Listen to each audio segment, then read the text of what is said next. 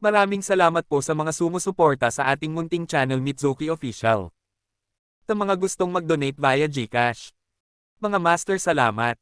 Paki-like, share and subscribe. Maraming salamat and God bless. Kabanata 121. Hindi sila pinansin ni Mark or Linz. Nandito siya para magpasya kung sino ang babaeng lead. Siya. Maaaring palayasin sila sa pamamagitan lamang ng pagbibigay ng utos sa mga tauhan dito. Gayunpaman, hindi niya kailangang gawin iyon. Nabasa na ni Mark ang script ni Auntie Leona Logan. Ngayon lang binigay sa kanya. Magsisimula ang paggawa ng pelikula sa susunod na buwan. Sa makatuwid, kailangan nilang magmadali at maghanda para dito. Nilibot ni Mark ang paligid ng hall. Maraming magagandang artista dito. Ang ilan sa kanila ay nakasuot ng masikip na maong samantalang ang iba naman ay nakasuot ng mixing palda. Karamihan sa kanila ay nagpapakita ng kanilang magagandang payat na mga binti. Marahil ay maaari kong piliin ang babaeng lead sa kanila, naisip ni Mark. Gayunpaman, ang mga artistang ito. Hindi man lang tumingin kay Mark. Ang ilan sa kanila ay nagsusuot ng mga damit mula sa mga sikat na tatak. Inisyon si Mark. Nag-usap sila sa likod niya at pinagtawanan siya. Ang ilan sa kanila ay tumingin pa kay Mark ng masama. Pakiramdam ni Mark ay walang magawa. Dinito ba ang pakikitungo mo sa akin kung alam mong kaya kong magdesisyon kung sino ang babaeng lead? Naisip niya. Natatakot akong lahat kayo ay mahalin ako. Nagsimula ring bigyang pansin ni Mark ang mga artista. Napakagwapo nilang lahat. Napili na ang male lead. Nangangailangan pa sila ng 5 artista para sa ibang roles. Tulad ng para sa iba pang mga tungkulin, maaari silang makakuha ng ilang mga artista sa ibang lugar. Gayunpaman, ang lahat ng mga aktor na ito ay nagtapon ng masamang tingin kay Mark. Ayaw ni Mark na mag-aksaya ng oras dito. Nais niyang mabilis na matapos ito at saka bumisita. Lilibeth. Gusto niyang manatiling mag-isa kasama si Lilibeth at wala nang ibang gagawin. Gusto lang niyang hanggan ng magandang mukha at magandang figure ni Lilibeth. Laminggalinga si Mark sa paligid ngunit wala na ang direktor. May I know kung nasaan si Direk Erika Yannick? Lumapit si Mark at nagtanong. Nakita niya ang direktor sa isang palabas sa TV noon. Siya ay isang napakatalino at magandang direktor. Walang sumagot sa tanong ni Mark. Kumunat ang noo nila at parang naiinis kay Mark.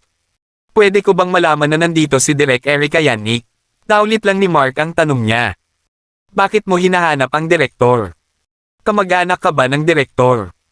Bakit gusto mong makita kaagad ang direktor pagdating mo dito? Sabi ng isa sa kanila. Sa tingin mo ba ikaw ang male lead? How dare you ask the director to meet you? Are you even qualified to meet the director? Tama. Bakit hindi mo nalang hintayin ang direktor tulad ng ginagawa nating lahat ngayon? Gusto mo bang tumalon sa pila? Hindi ka mapipili kung hindi ka magaling umarte. Walang kwenta lampasan ang pila. Bakit mo pa siya kinakausap? You're wasting your time. Gusto lang niyang mapalapit sa direktor dahil maganda itong ginang. Well, I guess hindi man lang siya titigan ng direktor kahit nakaluhod siya. Sa harap niya, ang mga taong ito ay agresibong nagsasalita. Puno ng galit at paghamak ang mga boses nila. Nang marinig ang lahat ng ito, kumuna ang noo ni Mark, itong mga bastards. Napaisip siya. Ayaw na silang kausapin ni Mark. Naglakad siya papasok. Gayunpaman, pinigilan ng isang gwapong lalaki si Mark. Kilala ni Mark ang lalaking ito. Nagpakita siya sa pinakabagong teleserye. Malamang nasa 20s siya. Gayunpaman, napakamayabang niya. Nagbehave siya na parang naging male lead sa maraming teleserye.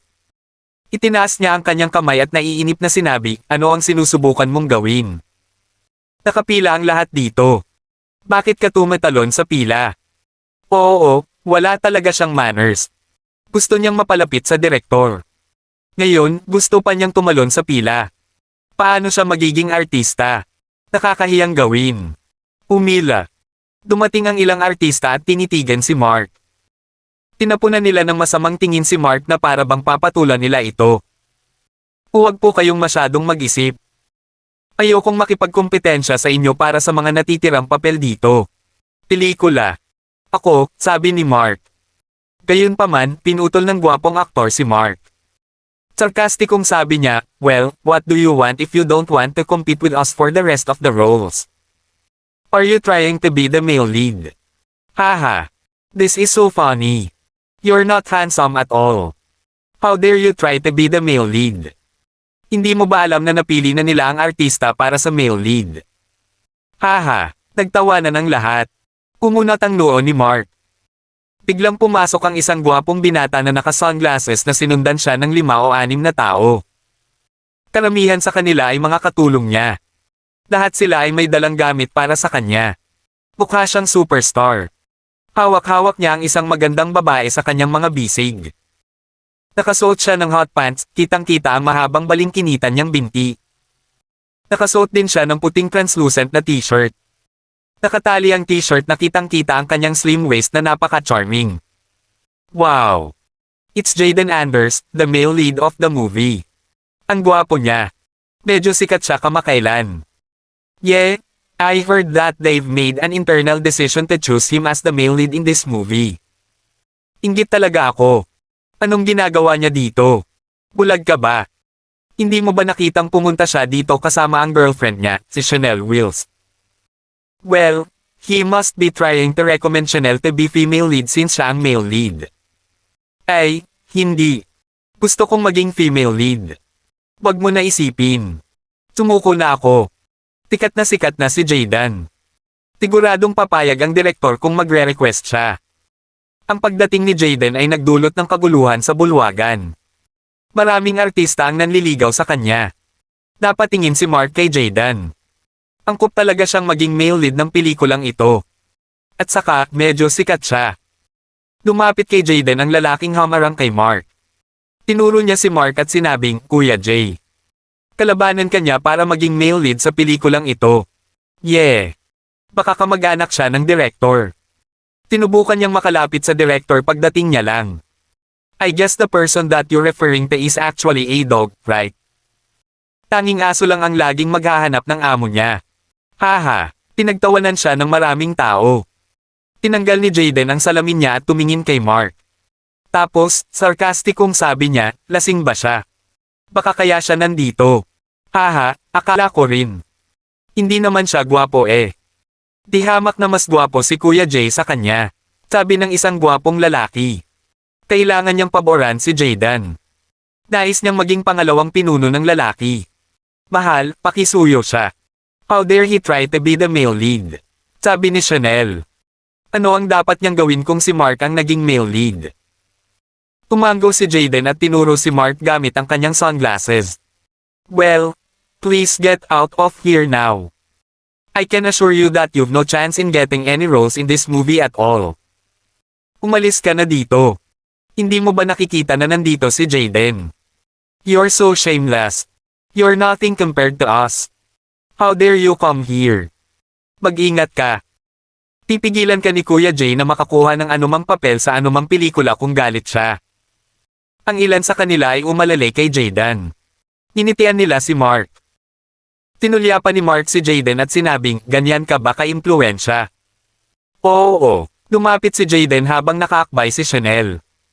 I think you better get out of here now bago pa ako magalit. Kung hindi, tatapusin ko ang career mo sa larangang ito. Well, I guess it's better for you to leave now bago pa ako magalit. Kung hindi kita hahayaang maging male lead sa pelikulang ito, mahinahong sabi ni Mark. Are you trying to scare him? Do you think you can decide if he's the male lead in this movie? Galit na sabi ni Chanel. Napakawalang hiyang tao. How dare he speak to Jayden in this way? Naisip niya. Di man it. Tatapusin ko na ang career mo sa larangang ito. Inaikit ni Jayden ang kanyang mga mata at nginisyan, well, are you trying to end your own acting career? Kuya Jay, tapusin mo na siya. Yup, you should do that.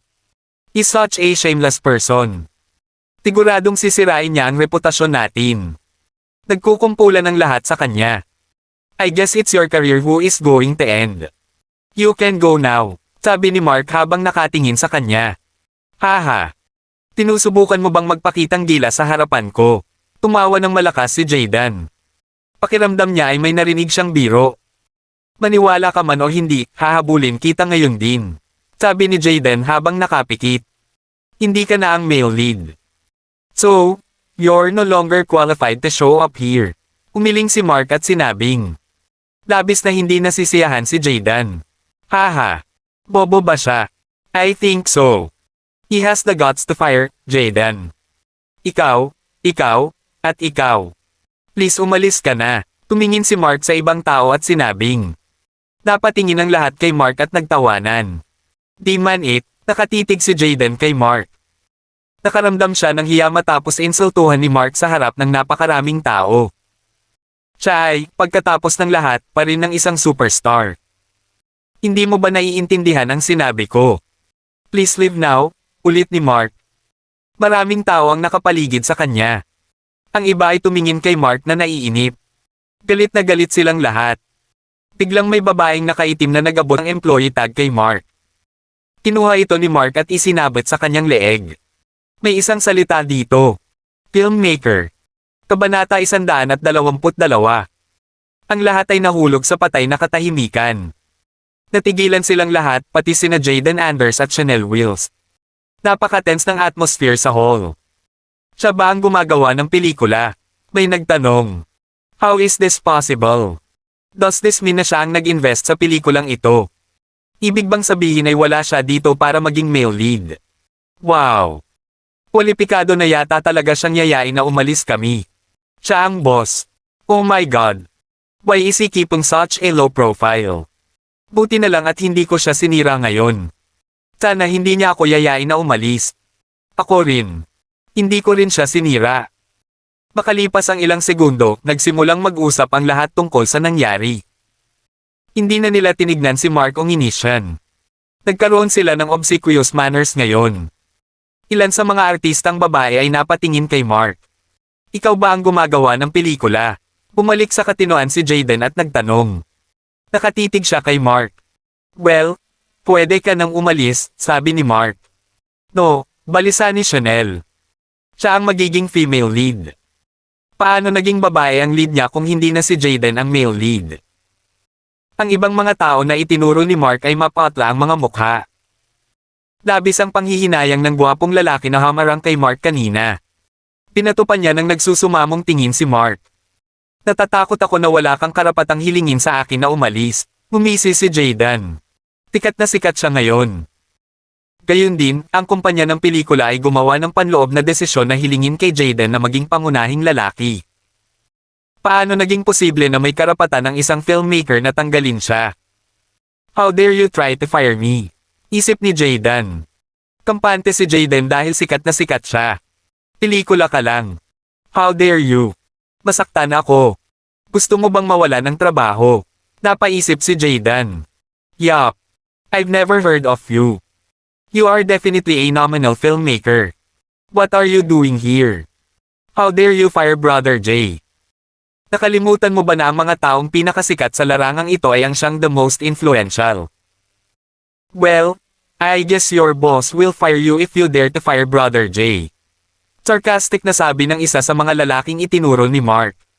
Pakiramdam niya ay narating na niya ang dulo ng kalsada. Sa makatuwid, hindi na siya natatakot sa mga kahihinatnan. Umisi ulit si Jaden. Naging matapang din si Chanel. Sino ka? Nominal filmmaker ka lang. How dare you fire my darling? Well, I'm afraid you'll suffer from a loss in this movie if he pulls himself from the movie. I guess it's better para humingi ka ng tawad sa aking sinta ngayon. Kung hindi, matatanggal ka sa trabaho. Tandaan mo na kailangan ng pelikula mo ang tulong niya para makakuha ng mataas na rating, hindi ikaw. Sino ang nominal na filmmaker?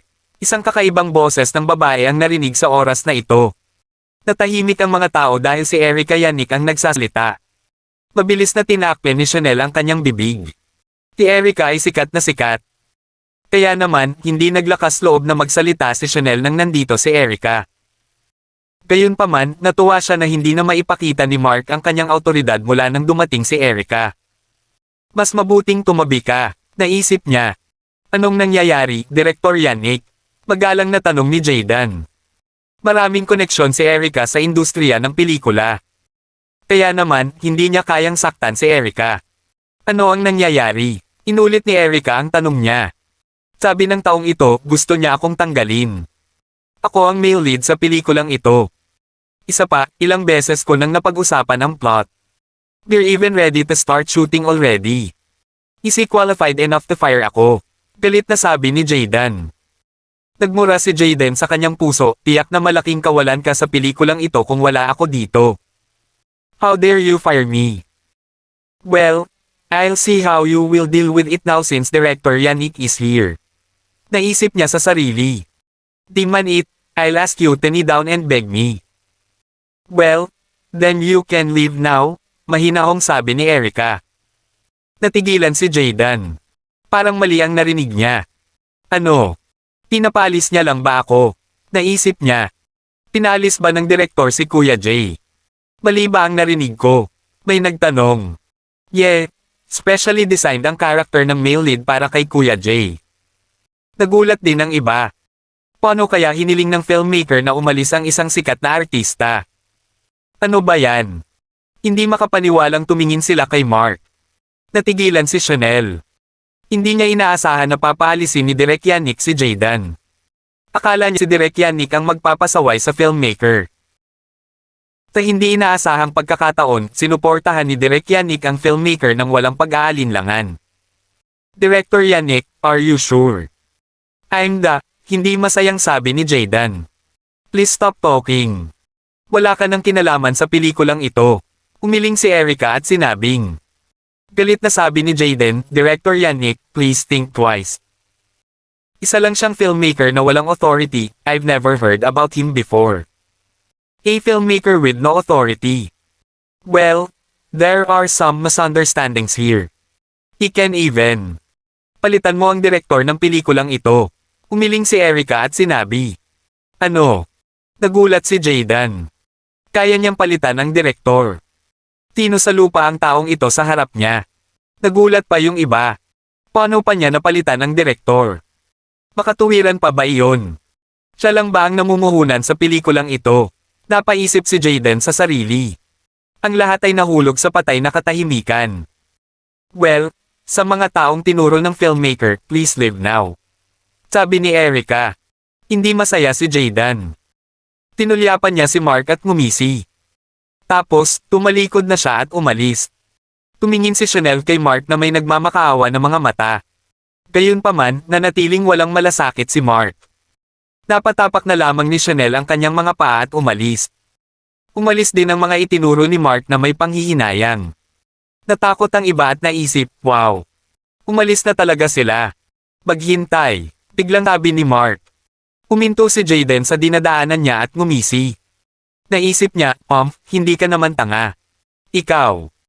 Alam mong magdurusa ka sa malaking kawalan kung wala ako sa pelikulang ito. Kaya ba nagmamakaawa ka sa akin ngayon? Lumingon si Jayden at ngumisi, meron pa ba? Nagkatinginan ng ibang tao. Pinipilit pala ng filmmaker na takutin si Jayden para respetuhin siya ni Jayden. Oo, napatingin si Mark kay Jayden at sinabing.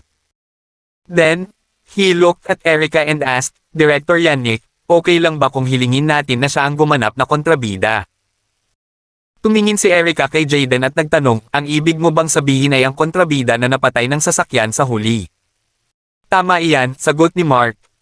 Walang problema, tumango si Erica at sinabing. Well, you don't have to leave now. You'll play the villain, sabi ni Mark. Ano? Ako daw ang male lead. How dare you ask me to play the villain? Nilamon ng galit si Jayden. Gulat na gulat ang ibang tao. Pinasa nila ang script.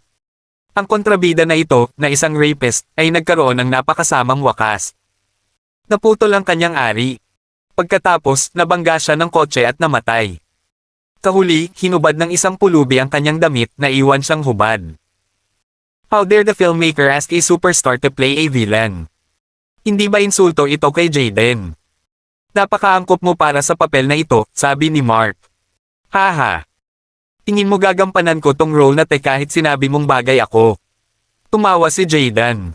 Kaya niyang magdesisyon na tanggapin ito o hindi. It's not up to you. You need to perform well for me if I ask you to do so. Sabi ni Mark. Ganoon ba? Naiinis na sabi ni Jayden. May awtoridad ka ba? Well, sinabi ko na sa iyo kung ano ang gagawin. Let's start now, Director Yannick, sabi ni Mark. Tumango si Erica. Pagkatapos, umupo silang dalawa. Sa tingin mo, gagawin ko ang sinabi mo. Sabihin ko sa'yo, imposible. Humisi si Jaden at naglakad palabas. Sumunod si Chanel at ang iba pa sa likuran niya. Sa hindi inaasahang pagkakataon, wala pang 1 minuto ay naglakad pabalik si Jaden. Mukha siyang takot na takot. Natigilan ang lahat. Bakit bumalik si Jaden? Natakot ba siya? Ang lahat ay nahulog sa isang patay na katahimikan. I'll play this role. Please give me one more chance. Mahinang sabi ni Jaden.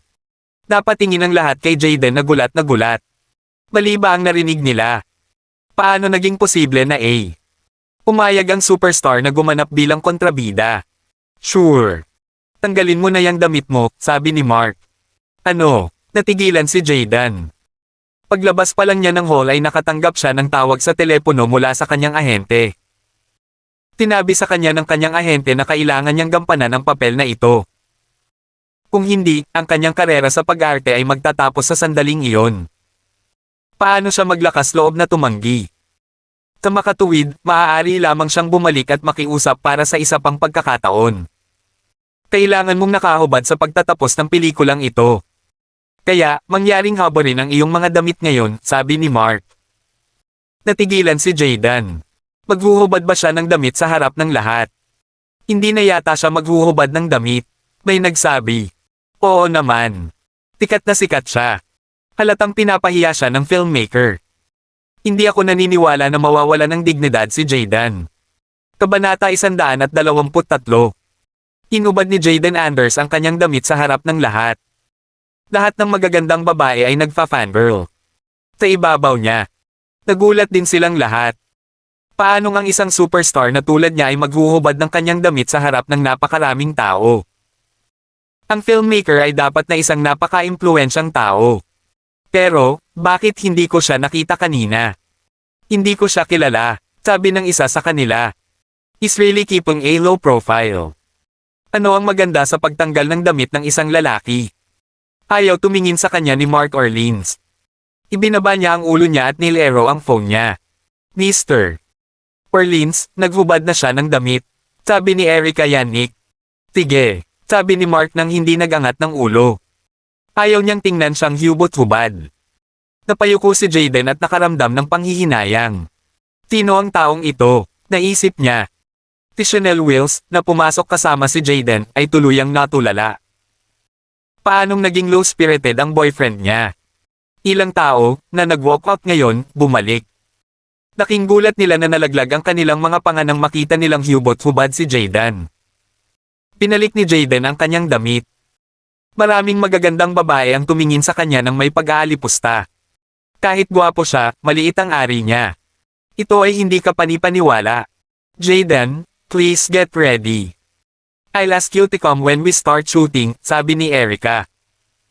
Nahihiyang tumango si Jaden. Hindi na siya naglakas loob na manatili pa. Hiyang-hiya siya ng lahat ng magagandang babae ay nag-uusap sa likuran niya. Honey. Natigilan si Chanel.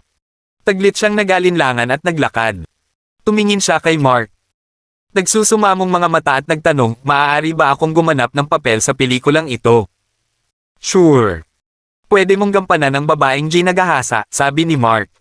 Salamat, masayang sabi ni Chanel. Pagkatapos ng lahat, ito ay isang pagkakataon para sa kanya na makasama sa pelikulang ito. Kailangan ko bang maghubad ng damit? Tanong ni Chanel. No. Please come when we start shooting. Umiling si Mark at sinabing. Salamat, nakahinga ng maluwag si Chanel. Pagkatapos, masaya siyang lumabas. Ang iba ay sabik na subukan ito. Isang magandang pagkakataon na magpakita sa pelikula dahil si Erica ang direktor. Iniling ni Erica na gumanap sila ng isang bahagi ayon sa papel. Ito ang unang pagkakataon para kay Mark na masangkot sa isang bagay na tulad nito. Ito ay talagang kawili-wili. May mga magagandang babae pa nga na nanlilisik kay Mark. Tinusubukan nilang ipahiwatig sa kanya na gagawin nila ang anumang hilingin niya. Sa totoo lang, lahat ng mga artistang ito ay napakaganda. Maganda rin ang figures nila. Sila. Maghuhubad ng kanilang mga damit kung hihilingin sa kanila ni Mark na gawin iyon. Gayunpaman, hindi gustong gawin iyon ni Mark. Isa pa, hinihintay pa siya ni Auntie Leona Logan sa labas. Hindi niya magawa ang mga ito. Buong umaga silang nagdesisyon kung sino ang dapat gumanap sa mga papel. Napagdesisyonan nila kung sino ang dapat na maging pangalawang lalaki at babae na lead. Gayunpaman, hindi pa nila napagpasyahan kung sino ang dapat gumanap na lalaki at babae na lead. Siguradong kikita si Mark sa pelikula dahil si Jaden Anders ang gumaganap bilang kontrabida. Gayun din, si Erika Yannick ang direktor ng pelikula. Sa pag-iisip tungkol dito, hindi na nag-alala si Mark. Well, sino ba dapat ang female lead? Natapos ang sesyon ng pagpili. Tinabi ni Erika na maghahanap siya ng mas maraming tao para tingnan si Mark sa mga susunod na araw. Tumango si Mark. Bigla niyang naalala na may ilang eksenang kailangan kunan sa plaza. Well, may sarili siyang plaza.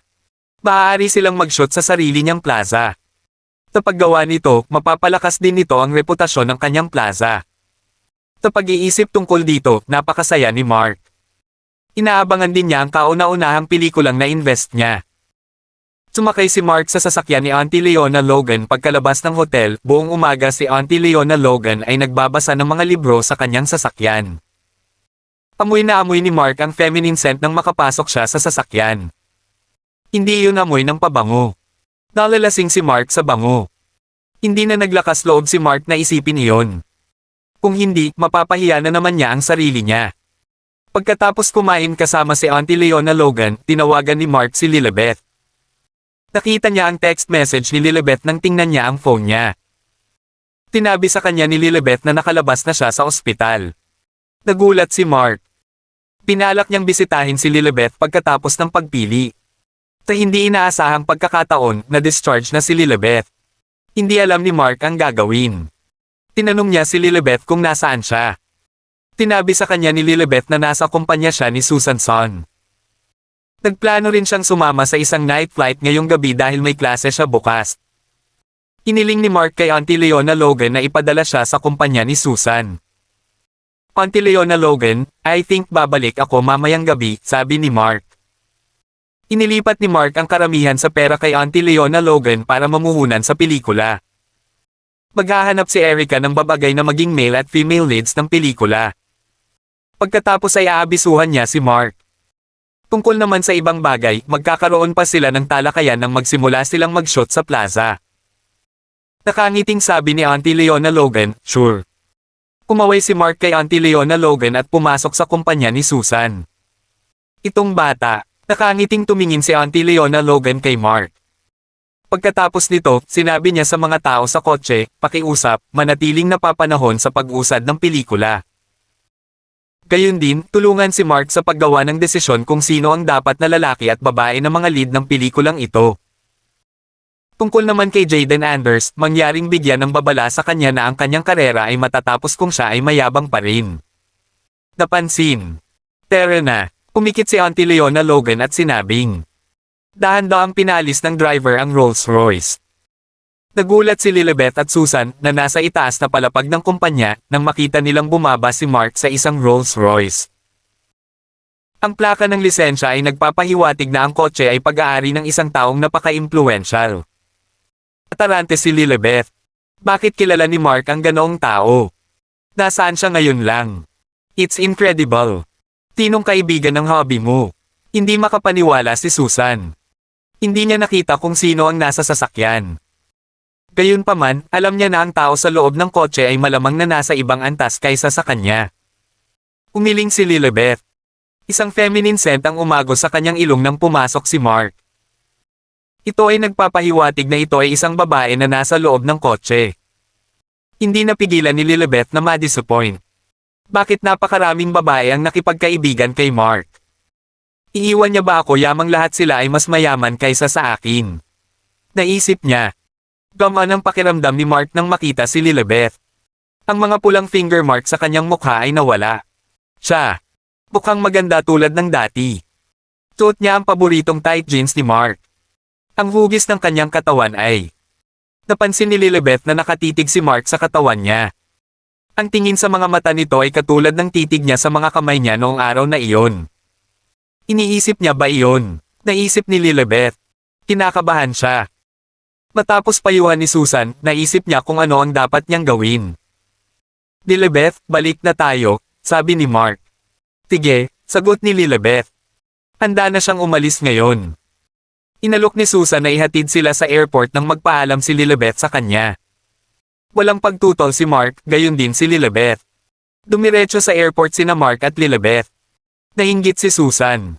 Kailan kaya siya makakahanap ng ganoong boyfriend? Humigit kumulang 10:00 na sila nakarating sa airport.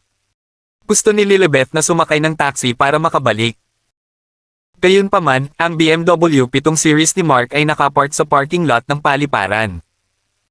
Pinalak niyang itaboy si Lilibet dahil hindi na kailangan pang itago kay Lilibet ang kanyang identity. Napabuntong hininga si Lilibet nang makita niyang naglalakad si Mark patungo sa parking lot.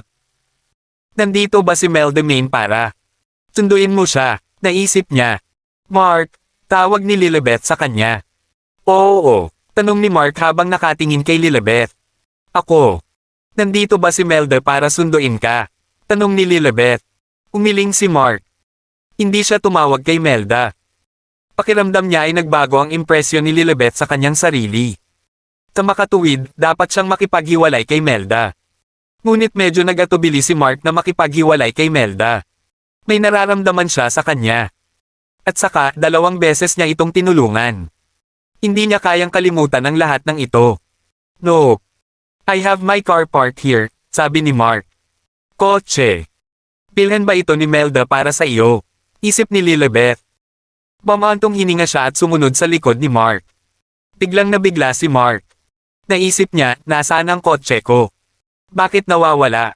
Naalala niyang dito pala nakaparada. Tinakaw ba ito ng isang tao? Hindi dapat pwede. Nagulat din si Lilibet. Bakit ganito ang itsura niya? Nasaan ang sasakyan? Naisip niya. Marahil ay pinabalik ito ni Melda. Sa pag-iisip tungkol dito, sinabi niya, bakit hindi tayo sumakay ng taxi? Napansin ni Mark na medyo pagod si Lilibet. Sa makatuwid, naisip niya na ito ay mas mabuti para sa. Lumabas siya para hanapin ang sasakyan niya bukas. Nag-walkout silang dalawa. All of a sudden, Lilibet asked, bakit ka nasa Central City?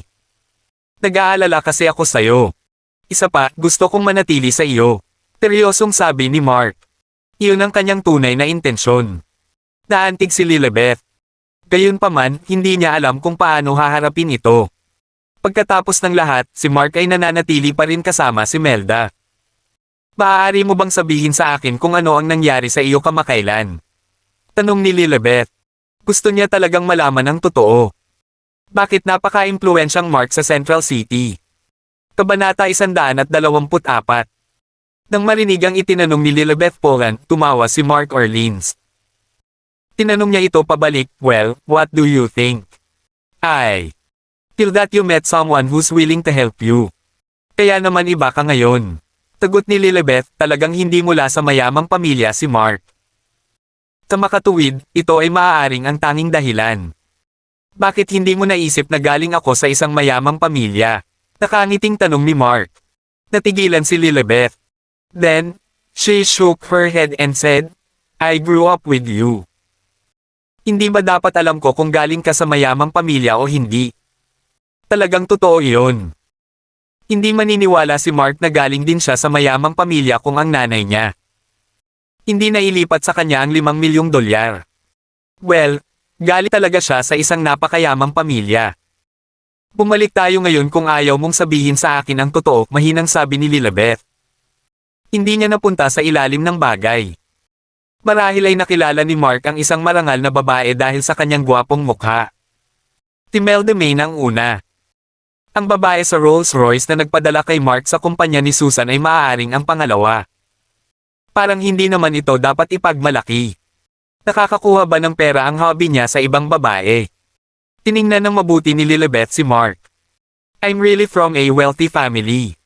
Don't you believe me? Seryosong sabi ni Mark. Hindi ko. Umiling si Lilibet at sinabing. Hindi nakaimik si Mark. Bagamat umamin na siya, ayaw pa rin maniwala ni Lilibet sa kanya. Pero yun ang totoo. Walang magawang sabi ni Mark.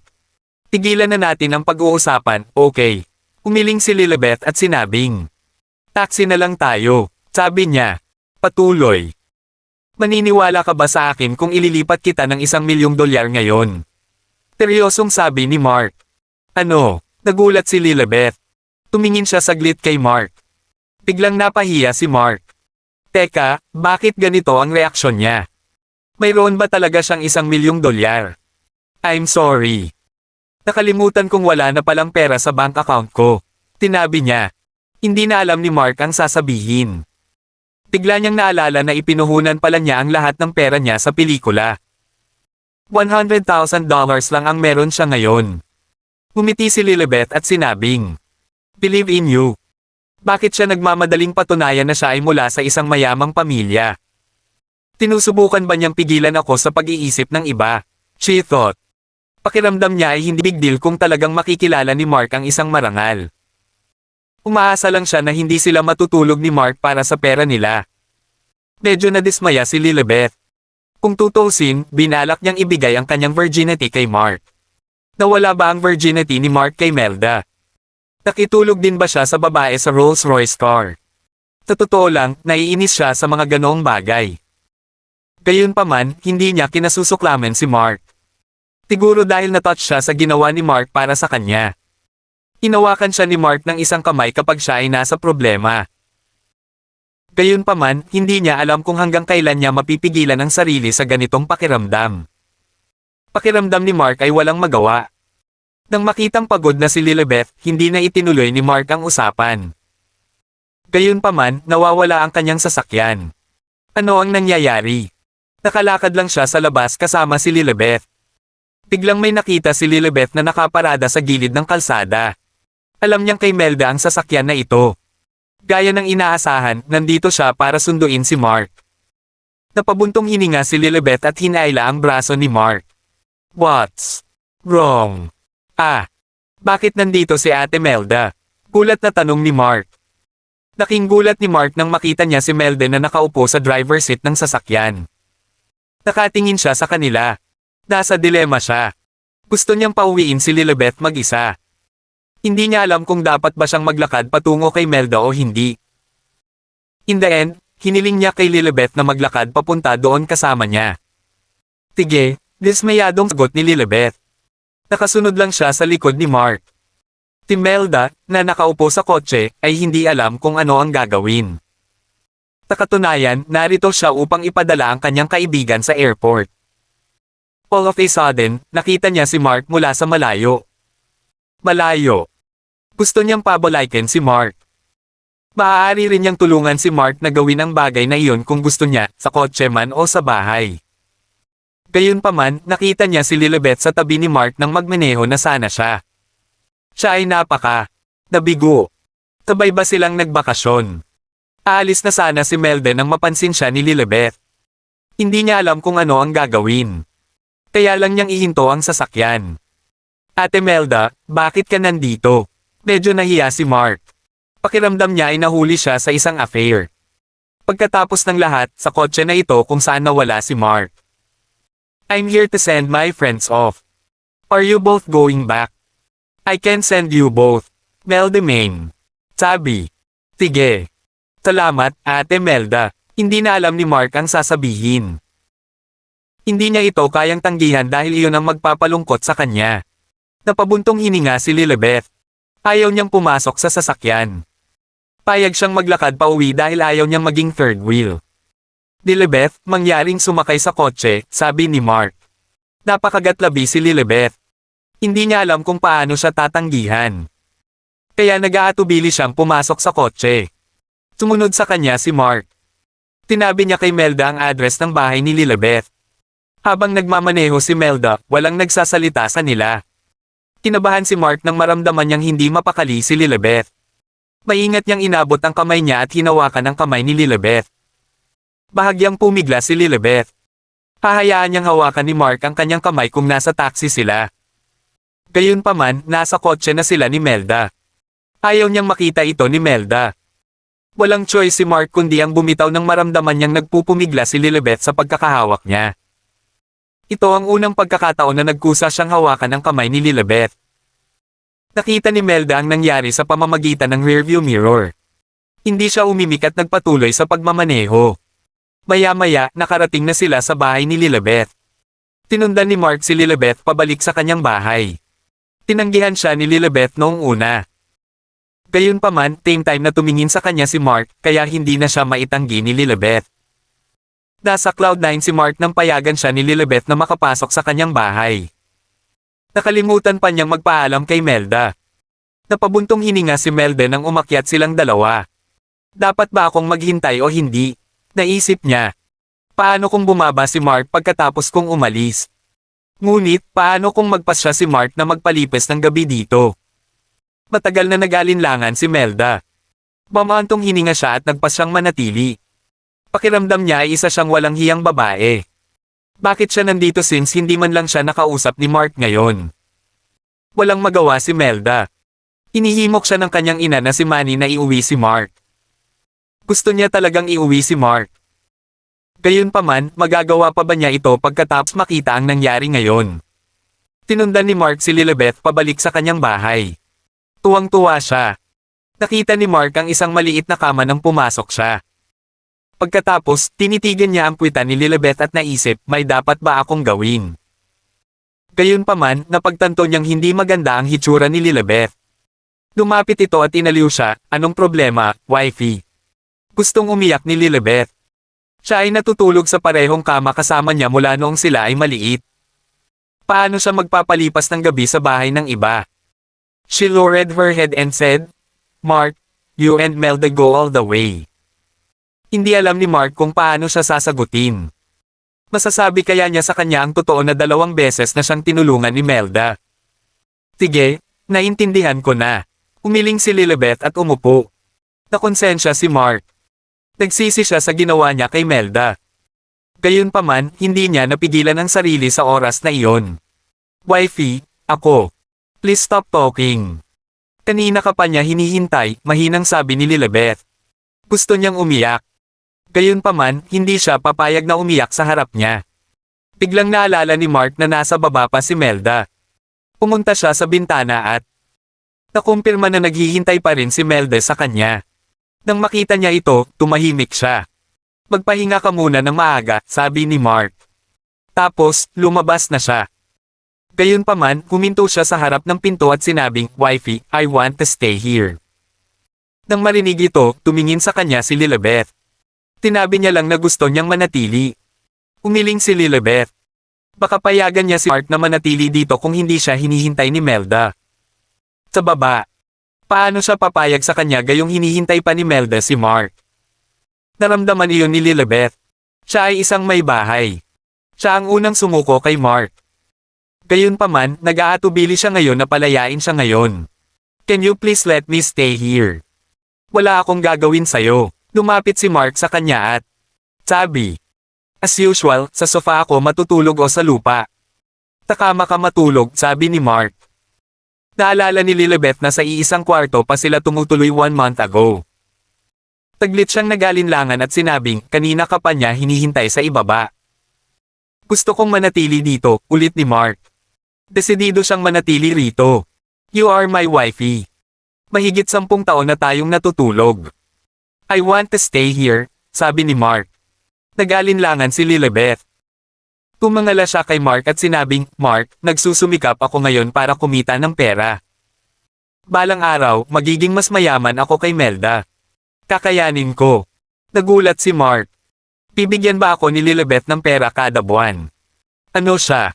Naisip niya. I'm sorry for what I've done to you in the past. But, I'm really working hard now para kumita ako ng malaki. Please break up with Melda. I can give you the money. Sabi ni Lilibeth. Mas komportable siya ngayon. Ganito ba palagi ang iniisip niya? Kabanata 125. Sa huli, hindi na natili si Mark Orleans. Nakahiga si Lilibeth Polan sa kama. Naisip niya ang sinabi niya, masyado ba akong malpit? Tinabi ni Lilibeth na gusto niyang bigyan siya ng pera. Baka masira nito ang dignidad niya dahil lalaki naman siya. Napabuntong hininga si Lilibeth. Hinikayat lang ba niya si Mark na umasa sa mga babae para mabuhay?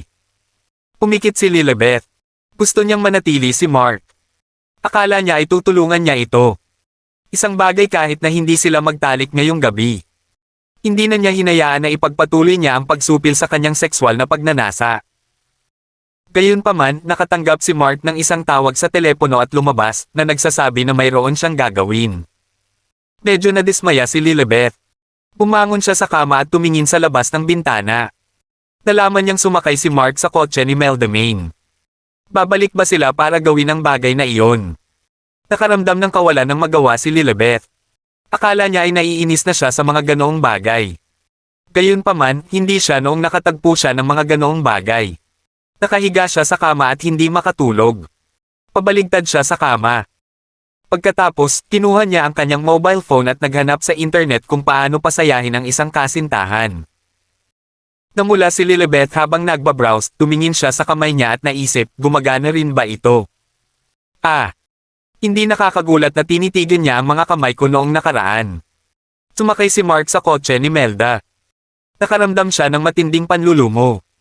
Gusto niyang manatili sa bahay ni Lilibeth magdamag.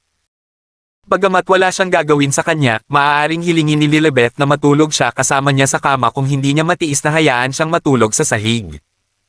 Posibleng mangyari iyon. Ito ay dahil binago ni Lilibeth ang kanyang impresyon kay Mark. Gusto ni Mark na masiyahan sa pagtulog kasama si Lilibeth.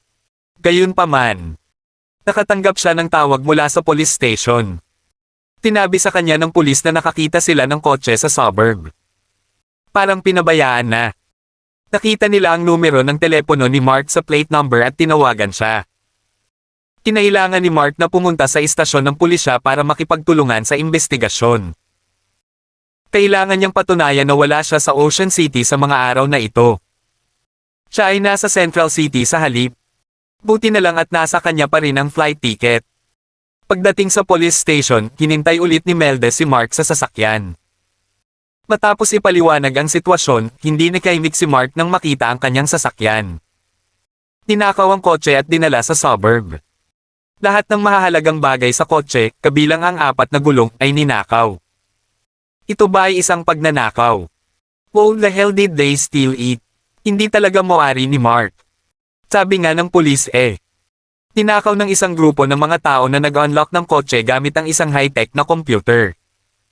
Tisimulan agad ng pulisya ang investigasyon. Gusto niyang mag-claim sa kanyang insurance.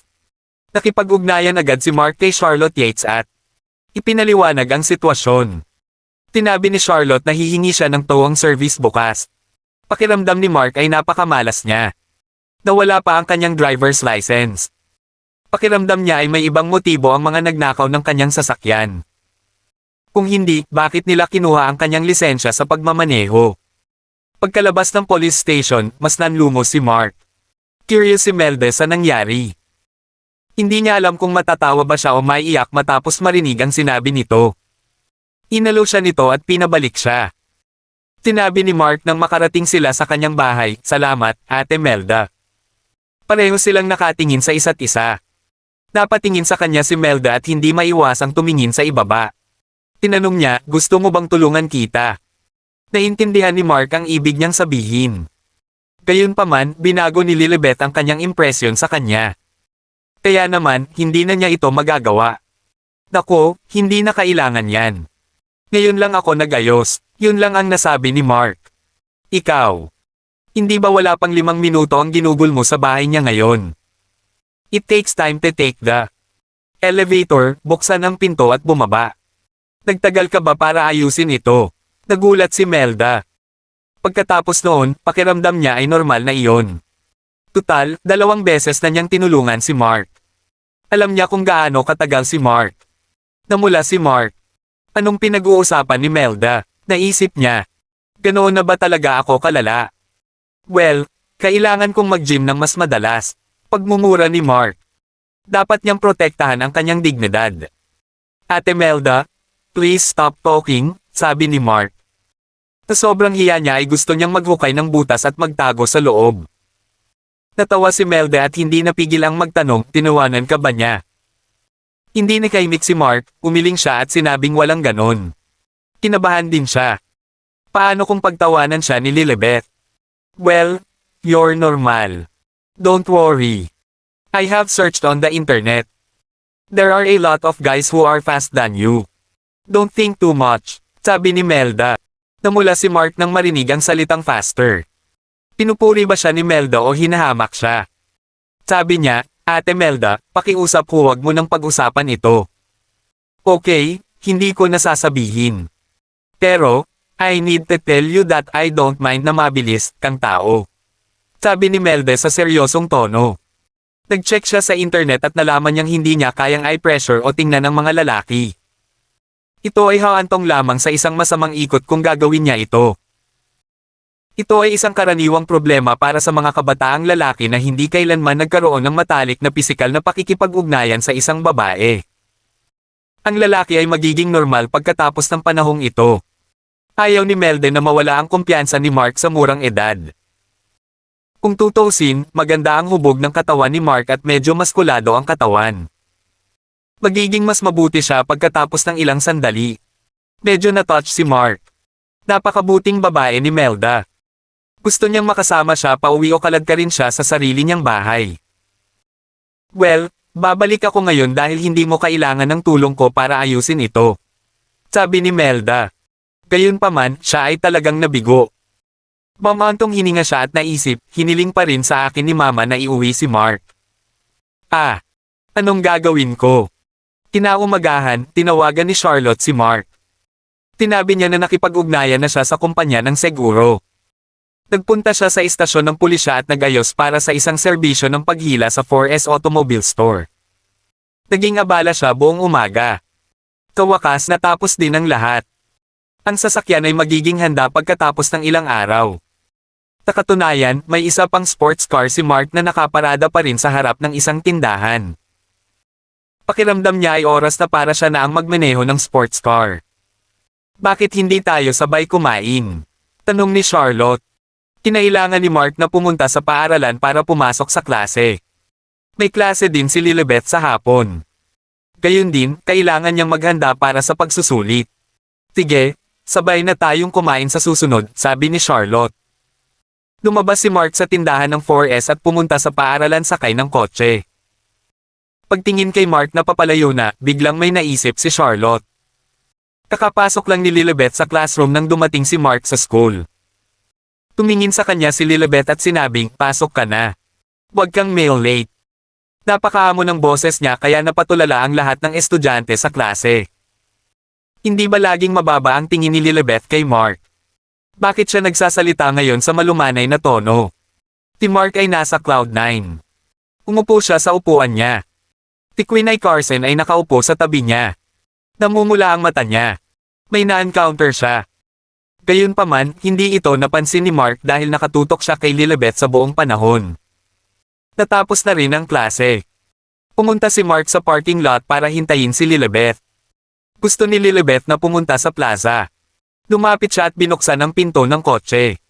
Pagkatapos, sumakay agad si Mark sa kotse niya. Habang nagmamaneho si Lilibet ng sasakyan, hinawakan ni Mark ang kamay niya. Hoy! Please don't touch me. Nagdadrive ako, sabi ni Lilibet sa seryosong tono. Gusto niyang mag-focus sa pagmamaneho.